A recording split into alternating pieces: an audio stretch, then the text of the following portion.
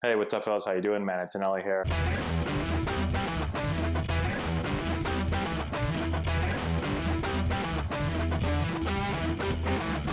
Hey, what's up, fellas? How we doing? Man, Antonelli here. Today we're talking a little recruiting. Been throwing a lot of recruiting videos up, and we're getting a lot of suggestions for different ideas. So today we're going to talk about watching college baseball games, attending games live, and how that can really help you in the recruiting process, and how a lot of players don't take advantage of this. It's a real simple way to get more schools on your target list and to really understand where you can play and maybe where you can't.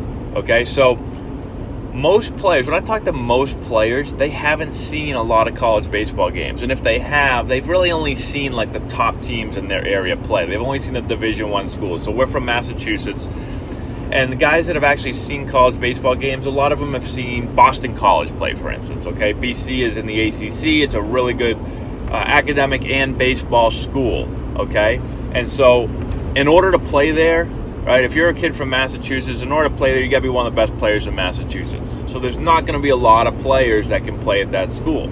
All right, and again, when I talk to players, if a lot of guys haven't seen college baseball games, but if they have, they say, yeah, I've seen a BC game. All right, but they haven't seen the other levels. So that a lot of guys don't know like what Division II baseball looks like, what Division III baseball looks like. And we talk all the time about how, listen, to play the Division I level, it's going to be about 1.5, somewhere in there, percent of high school players are going to play the Division I level. So it's very rare, okay? Like I said, you've got to be one of the top players probably in your state to have a chance to go and play Division I baseball. So if most players are going to be playing at the Division II and the Division III level, it's a really good idea to get out there and start watching all these different levels of baseball, so you have an understanding of where you could possibly play. And now you can more easily create that target list. So most players say, when I talk to them and when I have them create lists, most players just put a bunch of Division I schools down on a list, okay? And that's okay, but you have to make sure that you have Division IIs and you have Division IIIs. You have to have a well-rounded list because, again, most players are going to probably play at that level anyway, and you have to make sure, it's great to have some reach schools and some schools that, oh man, these are schools I really want to play at, but you've got to have some realistic schools, and then you have to have some safety schools that you're like, yeah, I can definitely play. If these schools up here don't work out, I've got these schools that I can definitely play at. All right, and it'll be much easier to make that list if you've seen games and you have an idea of what that level of play looks like.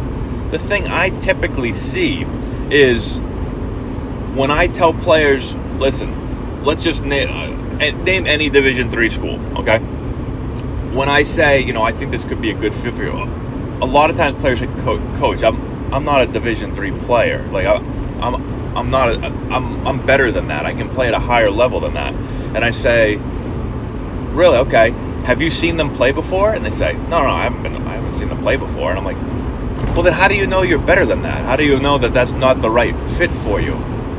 So if you haven't seen them play, it's impossible. You just go, why? What people tell you, or just because it's a Division III school and you haven't heard of it, you don't think that, you think that you're better than that school, or you shouldn't play there. Oh, no, I'm a Division I player. And I tell our guys all the time, like, it's great that players strive to play at the Division I level. That's awesome.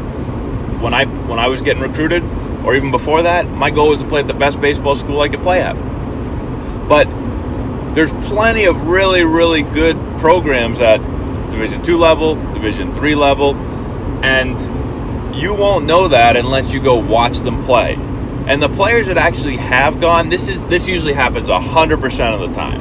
The players that actually do go and watch college baseball games and they go and watch all divisions play, they almost always come back and go, wow, that team was much better than I thought they were going to be. Wow, that team had a lot of good players. And then all of a sudden they start changing their tune a little bit. Okay? One quick example. Again, we're up in Massachusetts. UMass Boston. It's a Division III baseball program, okay? They were the number one program. They were ranked number one in the country at one point this year for Division III baseball.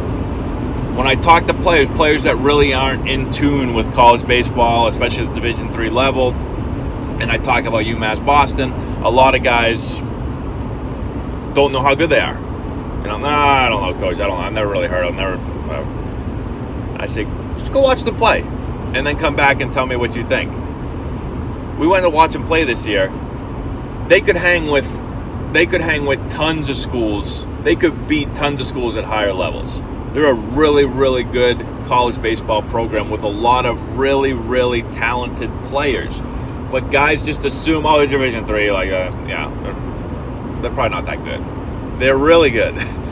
So if you go watch them play, I guarantee you get out there and you go, wow, maybe I'm not a Division I player. And again, I'm not trying to convince people that they're not D1 players, but I'm just trying to tell people that there's a lot more baseball out there than just the Division I schools.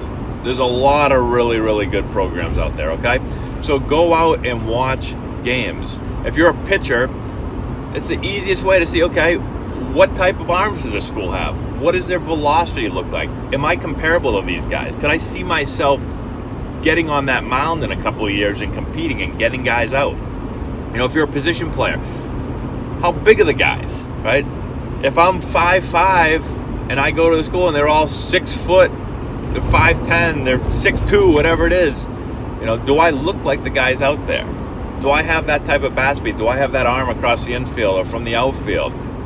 Do I have that speed? Okay? So, and I understand that players are going to develop and you're going to get better.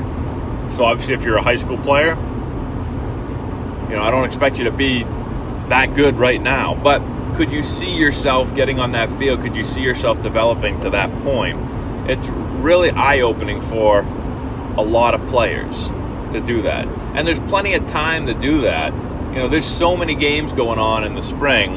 And, you know, for most high school players, I know guys are busy. I know you're going to have 3 games a week sometimes, especially up in this area. If you're down south or somewhere else, maybe you'll have a few more.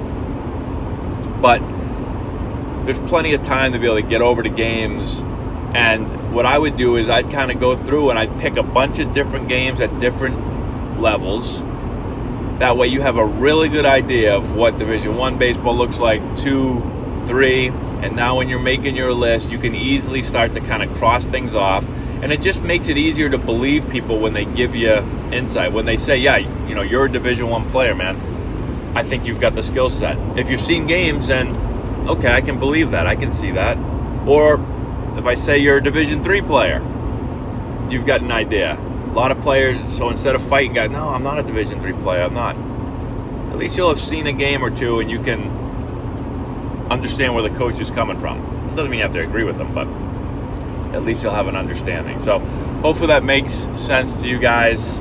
Let me know if you have any questions in the comment section below. Subscribe to the channel.